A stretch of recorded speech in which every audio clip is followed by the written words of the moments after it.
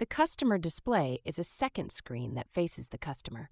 It mirrors the cart in real time so they can verify each item before paying. On Windows, Mac, or any desktop browser, first set your second screen to Extend, not Duplicate, so you can drag a window to it. On Windows, press Windows plus P and pick Extend. Then in the POS, open the side menu, tap Customer Display, drag the new window to your second monitor, and press F11 to go full screen.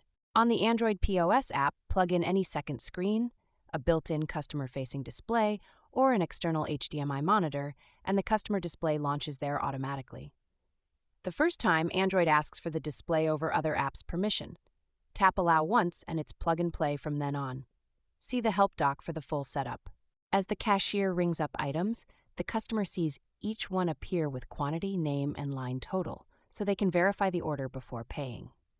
When you attach a customer, their name and loyalty points balance show in the right rail, confirmation the right account got the credit.